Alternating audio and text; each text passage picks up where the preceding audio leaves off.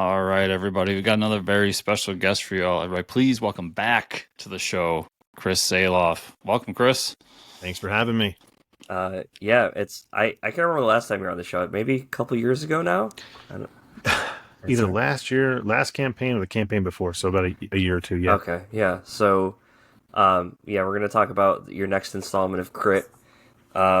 And I know you guys are still playing the RPG and stuff, but I actually just paused we started a new campaign today. Okay. Actually, we're delving into Warhammer. Oh, And this is I have I have an Imperial soldier that we're playing right now. nice. And I'm actually playing. I'm not DMing this game, so this is fun. That's exciting. I have 0 charisma, so my character stares awkwardly and says things that he probably shouldn't, like, why are we selling water? And if you know Warhammer 40K, there's a good reason they sell water, because they sell everything. Okay. That's one world where I watch videos on lore and stuff. I've never played 40K, but I just got into it because of Emperor's Children. okay. Yep, bought my first set. I got my first dice set and everything. Oh, Yeah, I'm a man. huge nerd. It's Yeah. wonderful. I went to a local game shop. We talked about it on the show last week, actually, Millennium Games, with a friend one time who was into Warhammer, like the statue Warhammer. Mm-hmm. And I just saw how expensive they were and like what he was doing and everything. I was like, nope, that's going to send Chris to the poorhouse real quick. Yeah. Here you go. So here's my first box. This is how it that I starts. got. This is how it starts. Yeah. Oh yeah, yeah, Sure.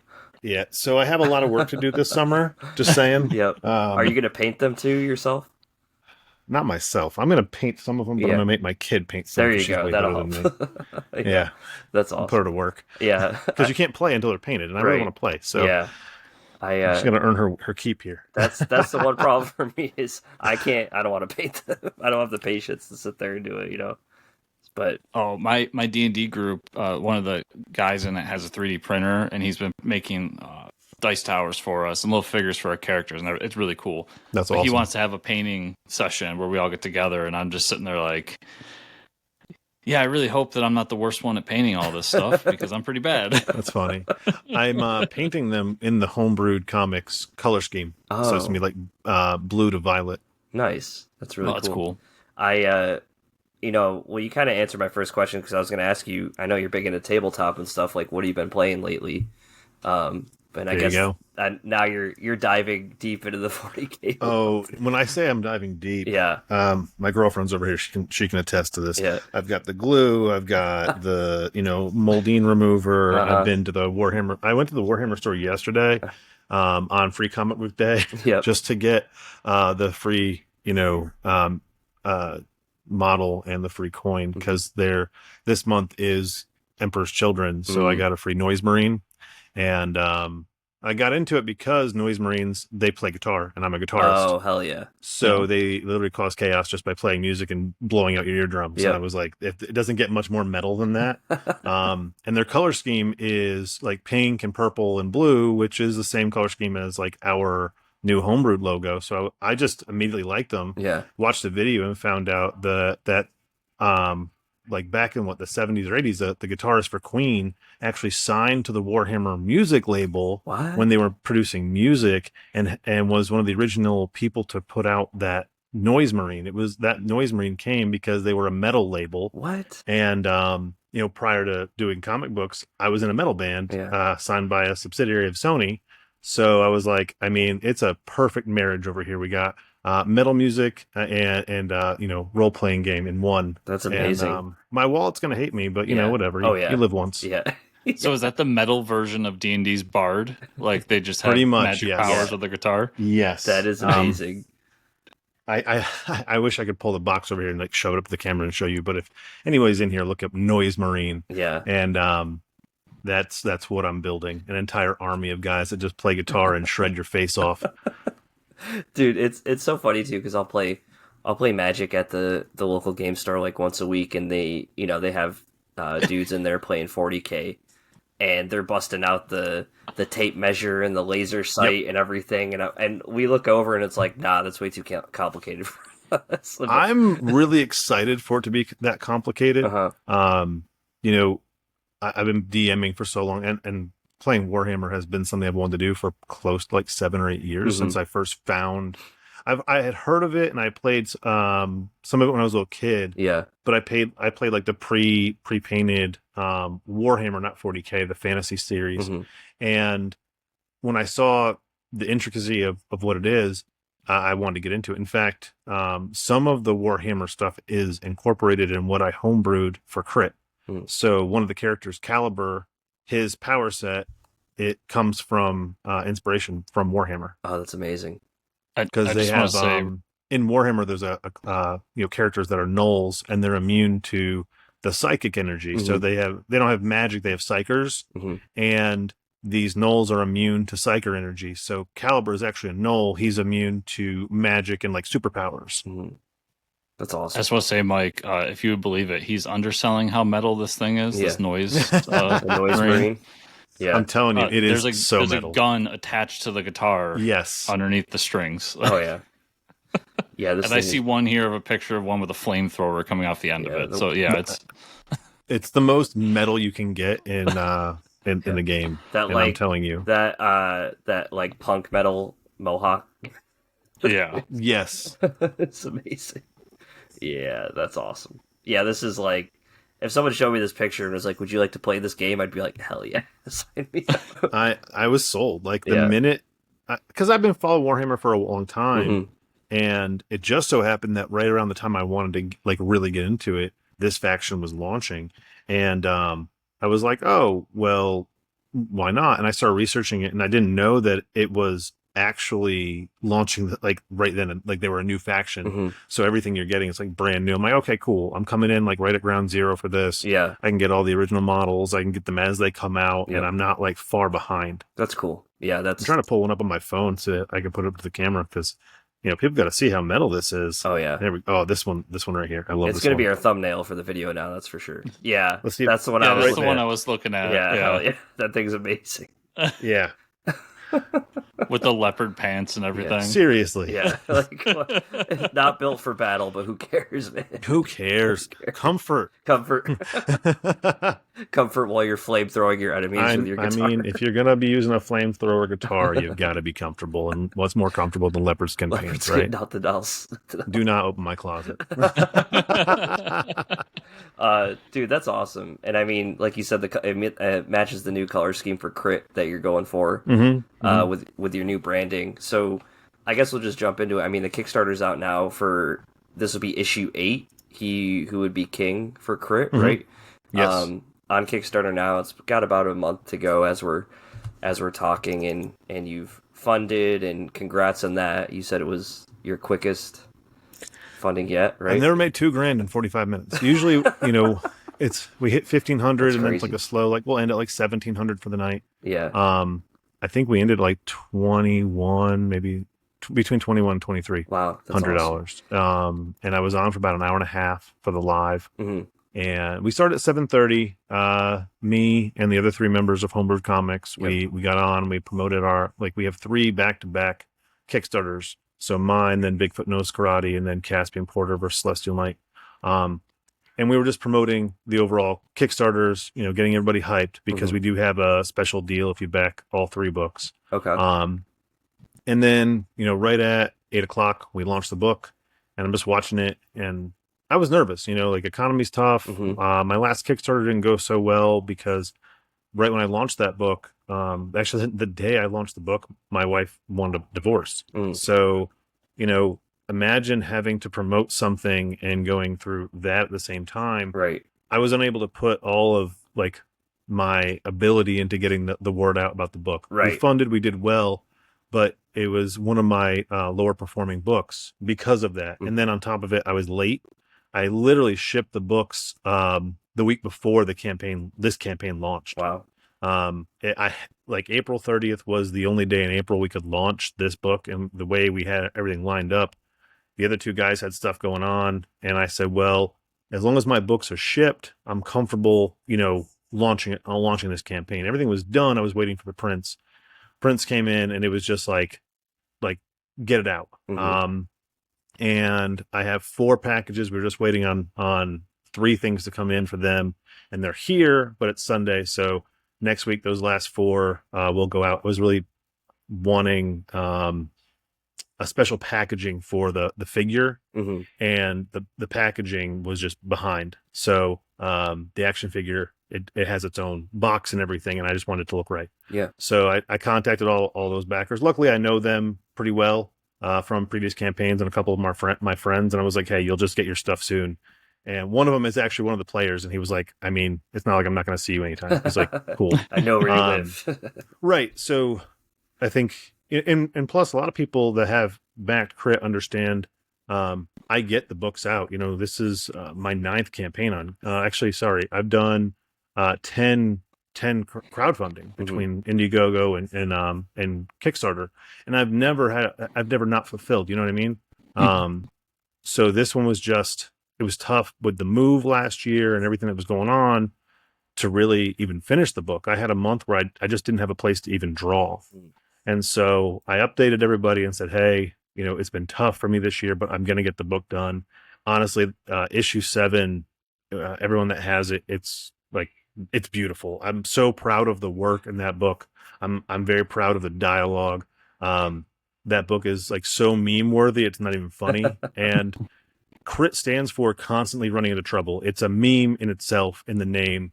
And it's about, like, it follows guys playing Dungeons and Dragons who are just friends and we do stupid stuff. Hmm. So it's, to me, it's supposed to be like an adult Saturday morning cartoon. And one of the last pages, we actually have an editor's note. Sorry for all the meme worthy panels. Like, it's just one joke after another. But that's how we play. Like, Right. everything is a joke. Hmm. We're playing Warhammer now, so we're trying to be a little bit more serious. But even my character, who has a 0 charisma score, when we're interacting with a water seller, it's like, why are we selling water? Like, Yeah. you know that. Why are you doing it? I'm like, because I'm a dummy. Right. You know, like, I have no charisma. I'm just trying to like talk. Yeah. And so the style that Crit always falls in is that adult comedy. Hmm. Kids can definitely get into it. It's not like it's not kid friendly, but those jokes and stuff comes from guys in their 30s and 40s. So, when we're reading it through, I like it because kids do get into it. You know, it's got the fun, the action. It's got one of my guys is a little bit younger and gets into like the Pokemon stuff. So you hear like a lot of his jokes, and then you got the older guys who have their jokes and the way they handle things. And even my niece, who's 7 years old, my brother's taking pictures of her the other night reading the books, and she's dying laughing. Yeah. So, one thing that I'm really proud of is that we can appeal to this wide range of people, and the jokes don't fall flat on everyone. We don't alienate anyone with our D&D background, because that's like, there's like subtle drops here and there for people that do play to say, oh, I know that means, I know what initiative order is, but we keep it real fun, real light. And there's like an undertone dark story going on that these players are uncovering. And so you get the overall fun and excitement of the D&D campaign with like a dramatic kind of like undertone there, like what's really happening behind the scenes. What are they running into? And for me, I enjoy the fact that it's very character focused. So you as the reader, you get invested in the characters, you get invested in their personalities, because every single one of them is based off a real person. So it's not hard to write their personality. I'm just writing my best friends, you see it in the way they move, they talk. That's one of the biggest reviews I've gotten on the book every single time, is every character is down to the cat. The talking cat has his own personality. Yep. In this book, we introduced, the vacuum cleaner robot who has his own personality. And we even have a little drone that only speaks in emojis, so like everything has its own unique personality, and that's what bleeds into the story. With this new book that's on Kickstarter, we're taking that and we're applying it with a narrative approach, because we're bringing in King Arthur, and we have to tell this backstory of King Arthur, but you're getting it from a certain perspective. So I will say not all of it will be true. It will be from a perspective of someone who wants you to believe what they're saying.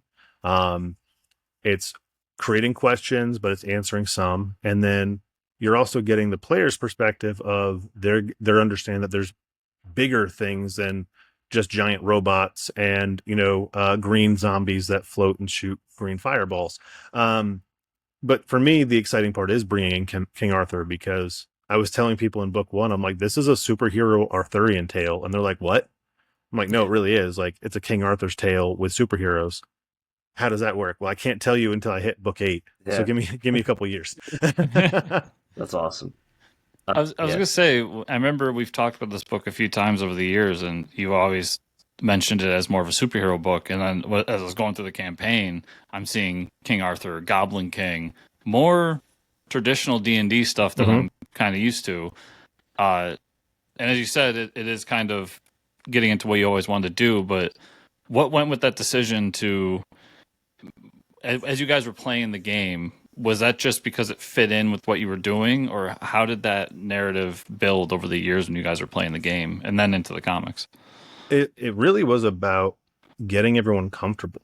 You know, if you start a superhero setting and then you throw in these traditional D&D elements, it takes you out of like that modern superhero storytelling. So, you know, when I sat down originally with Crit and said, hey, this is our first game session, when you think of Dungeons and Dragons or you think of any kind of like, you know, tabletop role-playing game, your first session is the characters trying to figure themselves out, and you throw a mob at them. Well, in traditional, you know, fantasy, you've got rabbits, you've got like the little, you know, little mobs you can throw, goblins, things like that. I chose, because it's modern, you know, they're going up against thugs, they're going up against bank robbers. You know, it's a group of bank robbers for their first session.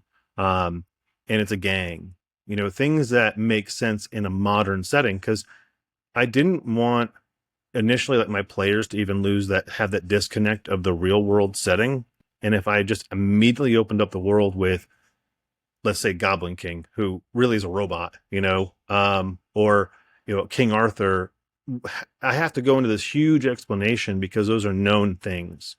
But if we get you to the point where there's that suspended belief little by little, we don't have to do as much of that. You know, like we bring in superheroes fighting gang members, we bring in superheroes fighting other supervillains, you know, like, because if there's superheroes, there can be supervillains.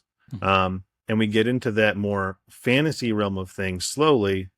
By the time that we've built up enough, you know, disconnect from the real world to the fictional world, then we can go into some of the other things like, you know, an AI driven robot that kidnaps people, without having to go in and say, oh, this could exist because it's like, well, if there's a flaming green zombie floating around, it's not really hard to believe that there's an AI driven robot, Right. you know, Right. like, and in other things that we've established. And so when we bring in the idea of King Arthur, it's actually a telling of him as the original superhero.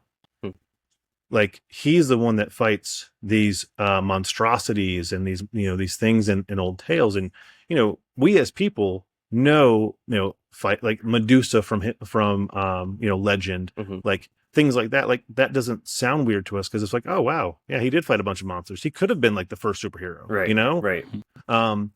And that's what I'm approaching it as. So it doesn't take away the superhero element. It just adds the element to King Arthur as being an actual superhero. Now, there is more to it, and I'm not going to go full into that. Even in the book, I don't just lore dump on you and walk away. I give you enough to get you interested, and that's what we do with every book. We have this thing about show, don't tell, and tell, don't show all the time. You have to use comic book mediums properly. If you overwhelm the reader with too many words, you've lost them. But at the same time, if you don't give them enough snippets and just expect them to fill in everything with the images, then when you actually do fill in those gaps, it's not going to match up with what they've already thought, and you're going to run into issues there. So it's a give and take with every issue of like, how much can we show, how much can we not? And this was the plan from the beginning, was to start off very character centric, very focused. And you know, when people say it's all like a standard superhero story, that's a compliment. You know, I don't want to reinvent the wheel. I don't want to do anything that's outside of the norm, but I wanted to get you accustomed to the characters and the setting, and then go, oh, by the way, here's King Arthur. You know? Yep. Yeah, it seems like a really cool way to approach it. And you touched on it a little bit too. You're deciding to remaster the original 5 issues, right? Just issue 1 and just 1. issue 5. Okay. And the only reason was, you know, since I released issue 3, I really started doing more intricate backgrounds. I had a really good colorist, given he was on 2 as well, but we I flatted half of 2, and we were still figuring out like our vibe there. He did a great job with 3 and 4, and 5. And so when I was looking at the collection, and we're going to retail this fourth quarter this year, we're going to retail. Oh, So nice. I already have the distribution contracts signed. We just have to get the release schedule Wow. and the distributors finalizing contracts with a few other people. So I'm sitting here thinking to myself, I don't want my first book going to retail be the one that I look at and go, man, I could have done better. Mm-hmm. But in the time, you have to remember too, I taught myself how to draw to do this. So my first book is going to be my worst book. Right. Because I didn't know what I was doing. I mean, I flat colored half of it. Somebody else came in and did some of it, and then another person had their hands on the colors. And I just kept looking at it and going, well, I don't have to redraw it, but we could at least recolor it, Mm-hmm. because that gives a fresh sheen to it, and you get a professional colorist to go in there. And the guy who does a lot of our covers, Nestor Radula, amazing colorist. I said, hey, I still want a piece of me in this, so I'm going to keep my flats. Let's have you go in and do finishes and lighting and shading, and let's bring it up. And so the result was awesome. I was really proud of it. It doesn't take away any of that issue 1 kind of, I've always wanted that kind of like raw, rough feel, because again, it's my first book, but I did want it to be polished. I wanted it to look good, and I wanted a reader who read issue 1 originally and then now to go, oh, wow. I also went in and fixed some of the lettering, because I've learned some tips and tricks throughout the last few years. So I wanted to fix a few things, make some things pop. And overall, the final product I'm super happy with, very proud to put it back out there. And now I have a book that I can put on retail that looks amazing. And for this Kickstarter, everyone that does get it is getting a foil edition. So it's a foiled issue 1, kind of like pulling a Rob Liefeld here and doing the deluxe edition with the foil cover. Not intentional. It was planned way before that. And it's even funnier because one of the covers in issue 7 was a Young Blood #1 homage. But just wanted to bring something new and fresh, and then with issue 5, I had a friend at the time go through and do the last 8 to 12 pages of the story. It was very narrative driven. And at the time, issue 5 is a 60-page book. And I was done with the main part of the story, and I had to move into the lettering piece and other things. And I said, hey, you worked on issue 0. What if you did these last few pages? I'll start lettering. And then that way, chapter 1 starts with your artwork and ends with it. Well, he had a lot of stuff going on, and he admitted, he rushed the work. So it was never his best either. And I looked at it through the last couple of years, and some of the feedback I got was it's the weakest part of the book. And again, going to retail, doing these things, I was like, I want those last few pages to pop. So I spoke to, Robert Nix, who does, again, more cover work for me. He does a lot of design work for me. And he's very well known in the community. Robert is amazing. And I said, hey, what if you redid these pages? I'll just give them to you. You redo them in your style. And he rolled with it. And here we are now. If you look at the campaign, there's a before and after. And he even kept a lot of the design that the original artist did. And he's like, I'm just going to kind of redraw this in my style, update it. He's like, I would draw Crit a little differently, but I don't want to take away the elements that he already introduced. Right. Yeah. And you mentioned it a few times in there, so I got to ask: can you talk at all about the distribution? Who's doing it? What's going on with it? We've signed with Filbo Distribution. I don't know if we're allowed to discuss who else is on there, but there are some really big names that have signed with him, which is awesome. I think he wrote something. He did something. Check out Filbo Publishing. He's actually now moved into Filbo Distribution. And I don't know what I'm allowed to say and what I'm not to, but we've partnered with him. It's a brand new distribution company. Catalog is quite large, and his reach is very large as well. So, with us being a small publisher, I don't want to jump right onto Lunar or one of these bigger things, because there's a revenue issue there. There's all these mistakes that you can make in retail, and I don't want to make them out the gate, because that's how you can ruin your company out the door.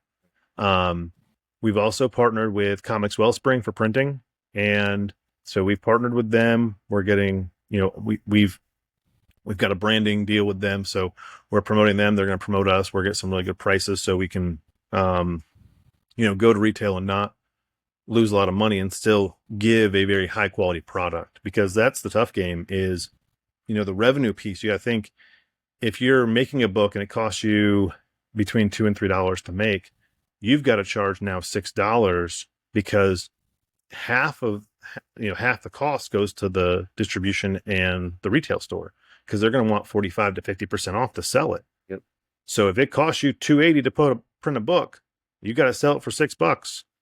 And after Yeah. distribution and the retailer, you're making 3 to 5 cents. Yep. And that's tough, especially if you have damages, if you got returns and these things. And so we've worked a really good deal with both the printer and the distributor, and I'm really proud to bring this forward on fourth quarter this year. Awesome. No, I think that's really exciting. I think that's great that you get to like start over fresh and catch everybody up to on what you've been doing with C.R.I.T. That's really cool. And a new way to this rebrand, relaunch of the entire Homebrewed Comics arsenal is a big deal, not just for me. Bringing in Drew from Snowy Works, bringing in Dan with Bigfoot Knows Karate, and then Dennis Valencia with Celestial Knight. Now we're publishing 4 different titles, technically 5 because we do have Tin Can, which is on Amazon. We do have Barnes & Noble, Amazon, Walmart right now for our collected editions. And we've been doing our weekly to bi-weekly releases on Drive-Thru Comics and Global Comics as well. Yep. So we're focused on the digital front, focused on the retail front, and all of us have different jobs. So when we brought Dan in, it was for marketing because that's his background. That's what he's great at. So he's taking over marketing for us. Drew has this background in not only web design, but also digital distribution. He knows all the ins and outs of it. And then I have a lot of contacts in distribution because I worked in distribution for so many years. So I took over the physical side of things. And Dennis, we're going to start with Whatnot and kind of some Instagram promotions. Yeah. So we can all have a piece of the pie that's our responsibility. And I think that's one thing that really holds back a lot of indie comics is you're doing everything by yourself. And so by having this team that can work together and get things done, not only are we going to be able to grow the company, but we're also going to get these books out to you faster, better. When you have 4 people that are saying like, oh, C.R.I.T. is my book. Well, when it comes to this, like the lettering piece, me and Drew both letter. So if I'm backed up, he could start lettering pages for me. Dennis is an artist and a colorist. So if I have a problem with a colorist, Dennis can take that over. So can Dan. We have all these people that can jump in and help, and we're all artists, writers, and creators. So the big thing I tell people when they ask what sets Homebrewed Comics apart now is, I go by the FUBU thing. It's for us, by us. Like we're creators making comics for everyone, and we have that passion, we have that drive. And the thing that I love about every single one of us is we have a history.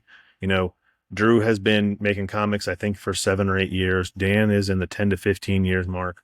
I think I had the least amount of experience. I've been here for 5 years, but I've put out 8 books, right? And I've fulfilled every single one of them. And we bring not only this wealth of talent and knowledge, but also this passion and drive. We have weekly meetings to just make sure we're all on point. We check in every day. And it's not just a group of guys saying like, hey, we're this alliance of creators. No, we're a publisher. We're here, and we're going to be, creating comic books that you're going to want to read. Yeah, no, that's a really cool approach. And I saw Chris nodding there too when you say a lot of indie creators fall by the wayside because they're doing it all on their own. Other Chris. Yeah, and I just noticed as somebody that's in the indie scene on the platform all the time, that the bigger campaigns you see out there, whether you know it or not, there's a quote unquote company behind it. I think of a few of the people we've had on the show and we know personally that have a huge structure behind them, and people are like, oh, look at these giant campaigns. And it's like, well, you should know that there's like all these people behind them helping with everything. And that's simply because, like you said, one person can't do it all. Yeah. So, oh no. Yeah. I mean, my campaign that we have live right now, I think I sent it into them 5 or 6 times for edits. Like, what are you guys going to find? Mhm. And every time somebody found something. And that's okay. You know, like, Yeah. That's what you want. I don't surround myself with yes people, you know. I like surrounding myself with people that say, hey, you suck, fix it. Yeah, fix that. It's not great.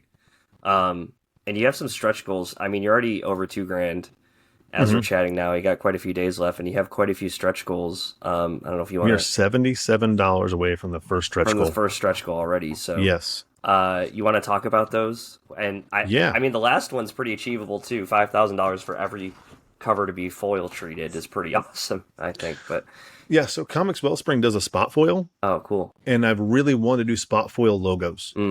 That's cool. And I think that adding that as a $5,000 stretch goal right there, I looked at my price points, looked at everything. I said, if we can hit $5,000, I know the volume that we're going to have is going to support the cost to do some spot foiling.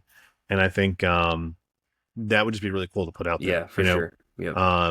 I looked at some of the things that I would normally do as stretch goals, like stickers and things, and those are fun. But I've never done spot foil as a stretch goal. So bring that in as and if we break $5,000 and we continue going, I will put out more stretch goals. Hell yeah. You know, it's not an end all be all at $5,000, but I haven't beaten 5,000 on a campaign. And so that's kind of like my personal goal is to hit $5,000. I think we have enough in this Kickstarter to really warrant that. We, like I said, the first night we're bringing in almost 2,200. That's only 50% or 100% more by the end of the campaign. You know, when we're $77 right now away from mini poster pack. So what I do with that is I have a bunch of different art that I get between the cover art. I have some people who do posters for us, like all this art, and I usually do between 4 and 7 different mini posters that go with it. I don't like doing fold out posters because I personally hate unfolding something and getting a crease. Yeah. And the cost of sending a full poster in a roll is too expensive for, you know, and I don't want to spend anybody else's money, but it's a cost right now. Right. And I don't want to put that on there and then have someone pay an extra $7 just for shipping on it, you know? So I think mini posters are a good way. And they go right in the comic book, so you can store them and, you know, collect them easily. And then we're going to do it behind the scenes concept art added. So it's additional pages added to every single physical book and the digital download. You'll get the designs for King Arthur. You'll get some of the designs that I had for different characters in the book, because they do change a little bit. You know, we do have an owl in there, a cat, the chameleon. We've got the little drone, you know, all those things. And so I'm a big fan of like behind the scenes stuff. Yeah, that's cool. So want to do that. And then, you know, we have the collector card. I do a collector cards with every book. And so Caliburnus is the sword, King Arthur, you know, main character. And I've got a couple other things up my sleeve that I'm deciding if I want to do a collector card on yet or not. I really want to, I'm gauging a couple of things with, you know, Merlin, because they do, you know, the lore of King Arthur is in the book. And I just got to see if it fits with collector card, if there's enough when we're done, if I flesh them out enough to really give them their own card. Cool. 4,500. You'll get to download, or, you know, go to YouTube and watch it. There's going to be a director's commentary where me and the actual players will get together and talk about not just this issue, but also the whole overarching story of C.R.I.T. and what it means to us, you know, because we still play these games. We get together. We try to get together every month now. It's just been tough.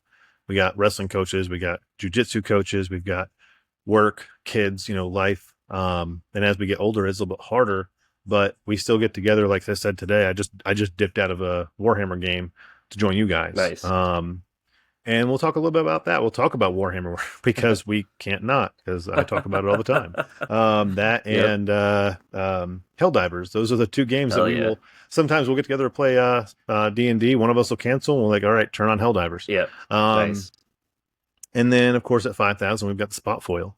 So I don't think any of these are really out of the realm that we can hit. We got 26 days, and I only need $77 to hit $3,000. I think we could hit that today, although it is a Sunday, and, you know, I know a lot of people have given tithe at church, so I'm not really expecting a bunch of backers today, but on Monday, you know, we'll hit that strong. There you go. The coolest thing on this one is the add-ons for me is the set of 5 rock glasses. Mhm. I'm not allowed to put whiskey glasses on there, but that's what they are. Okay. That's what I was going to say. Yes, for Kickstarter purposes, I did not want to put we're selling whiskey glasses on the site, but they are rock glasses. Okay. So it's got C.R.I.T, Spectre, Boulder, and Caliber. And my plan is on the next Kickstarter to do another set of 5 with the other characters. Yeah. But Boulder, Caliber, Spectre, and C.R.I.T are the top, favorite characters in the book. So I'm going to do them first. Mm-hmm. Kind of like how McDonald's used to have collector glasses. Yep. Mhm. Collector cups. Yeah. I'm going with the Happy Meal approach on that. Hell yeah. Yeah, those came out And- really cool that you have on the Thank you. Yeah, you have them on the page. Oh, I'm getting them for me too. Yeah. So you better believe it. And then the t-shirt. I've never done an option of black or white, but when I was designing the shirt, I put it on a white shirt just to see what it looked like. And I'm like, man, I want that white shirt. Yeah. So that was really good. the metalhead in me, of course, and the comic book nerd in me, I need a black shirt, Right. but I need a white shirt too. Mm-hmm. And the design just really popped on that t-shirt. So I was really happy with how that came out. So we got some good, solid, add-ons. And of course, you get the trade paperback, which is 0 through 5. Mhm. That's just chapter 1. I will be doing. I've actually moved into the volumes for Amazon and Barnes and Noble. So you'll be getting another collected edition after issue 9. Mm-hmm. Issue 9 does close out this chapter, and that one we already had the title for. It's Whole Latte Trouble. It's our play on Big Trouble Little China, because Nice. it's just one big giant action fight book That's awesome. that takes place in a coffee shop. So the whole latte trouble, Amazing. Yeah. So that one will be fun, but that will close out the chapter. I actually titled it when we were playing it "Attack on Crichton" because it's crit. Yeah. And that got shot down. So, Damn. but I do like whole latte trouble even Yeah, better. whole latte trouble. So, but also for newcomers, every back issue is available. You can get the trade paperback, you can get the back issues. And if you do any of the physical stuff, you get the digitals as well. Mhm. And with that, on top of back issues, remasters, things like that, we do have the homebrewed #1. So you can check out all the titles that we have. #1 of Bigfoot Knows Karate, #1 of Crit, #1 of Caspian Porter, and Celestial Knight. So those are all in there as add-ons. And if you've never heard of Crit before, on the Kickstarter page is a link about midway down to download issue 0 for absolutely free. Yep. See if you like the storytelling. I didn't draw issue 0. A friend of mine did, but it does give you kind of like how Crit will flow. And takes you through their first day at work where they actually gain the powers. And then also they have to get rebranded because they look like ripoffs of, specific characters. Right. But that actually happened where we were designing characters and everyone wanted this generic character to begin with. And at the end, they're like, yeah, we're going to get sued for this. Yeah, So you can't do that. we changed all the designs. We don't need So- a letter in the mail. Yeah, I think in the book, there's like a reference to the mouse. Yeah, So you get the joke. the almighty mouse. Yeah. Yep. Yeah. And I'll get yelled at if I don't mention this last piece. Mhm. So, Crit kicks off our Kickstarter season for Homebrewed Comics. Bigfoot Knows Karate comes in. We're in May 14th. We drop Bigfoot Knows Karate. And then June 21st, you're getting Celestial Knight versus Caspian Porter. Nice. Every single one of these books, the physical copies, comes with a coupon. Mine is the pink one. Then Dan with Bigfoot has like the teal one, and then we have an orange yellow one for Caspian and Celestial Knight. Every single one of these will come with a 3-digit code. You'll go to our website, you'll redeem all 3 codes, and you'll get Homebrewed 0 sent to you. That book is all original content. It will not be stuff that you'll find anywhere else. Like my story is actually Caffeinated Critters. It's about the animals working in the coffee shop for a day. Mhm. And again, there is a character called Dr. Rumbato, who is a robot who serves coffee and cleans the coffee shop. Hell yeah. And you can imagine how a cat acts when he's walking around with a robot vacuum. Yep. They're not friends. No, they hate each other.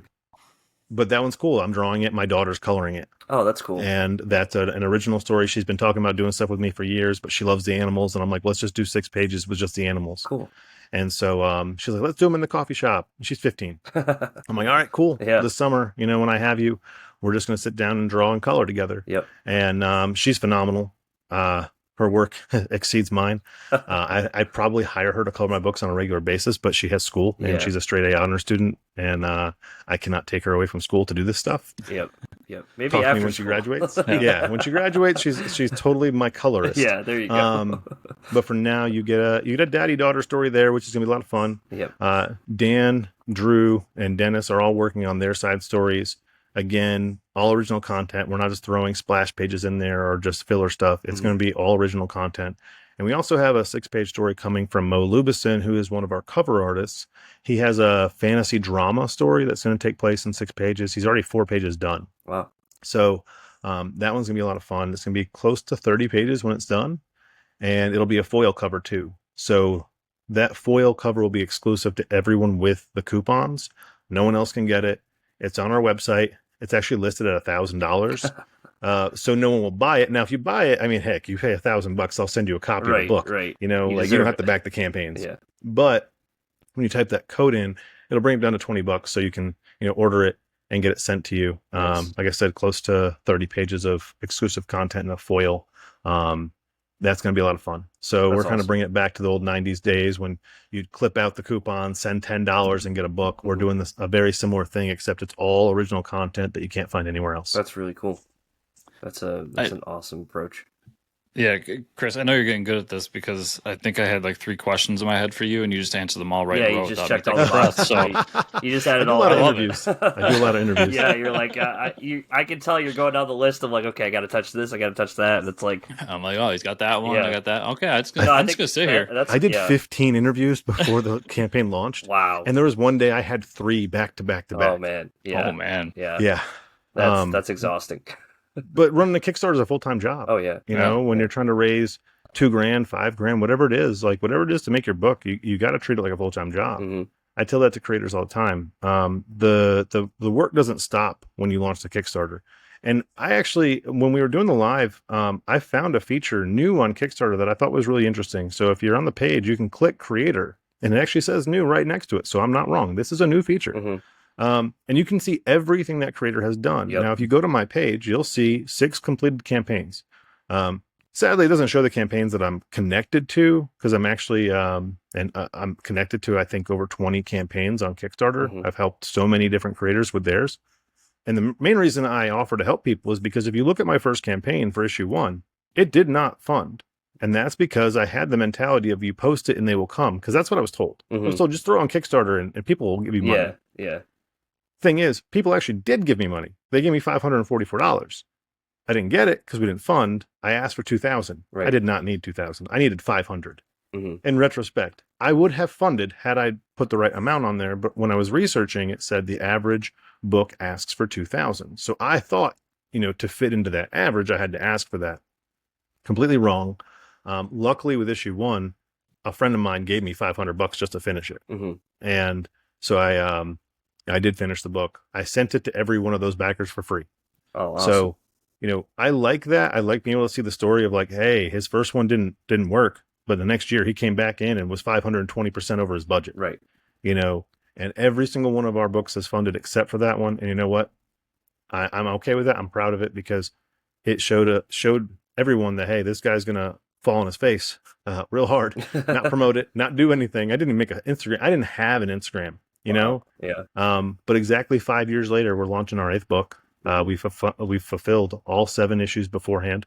I've done 10 crowdfunding campaigns between Instagram and between Kickstarter and Indiegogo. And the fact that, right now I'm sitting at 146% funded in 3 days and asking for $2,000 because that's a pretty hefty goal for a comic book. Yeah. Right. I draw the books so I can save money, but it does cost money to color this thing. And I like getting my colors paid. I like paying those cover artists. Mm-hmm. And, I just want everybody to know we're here to stay. And I funded every single book. So don't miss out on it. Download that issue 0, see if you like it. Yeah. That's That's a great place, I think, to wrap up. Chris, you got anything else? No, yeah. You just, No. we could have just turned He's this the on. expert here. I'm just sitting back and being like, okay. I didn't mean to overtake your show. You can ask me anything you want. No, I make it easy for us. Less work for me, man. Yeah, I could have set this and like walked away for, I don't know, the interview and been like, you can wrap I it interviewed up. myself. No, I mean, clearly you got it all. I mean, you've done this a few times with Kickstarters and interviews, but no, we're really excited for you. Yeah. We've loved the stuff that you're doing. I think, from the start you've had a great idea. It's very unique, and you have a clear vision of what people want and things that get people excited, that are changing up the game. So, and I think this is really cool. So, besides the Kickstarter, where do you want to send people for Homebrewed Comics, to follow all that stuff? Easy. Homebrewedcomics.com. Okay. Landing page has all 3 of our campaigns. Check it out. We have a lot of stuff coming this year. I've touched base on the Kickstarter. I've touched base a little bit on the fact that we've brought in new creators to Homebrewed Comics, and we're a bigger company now. We have a focus.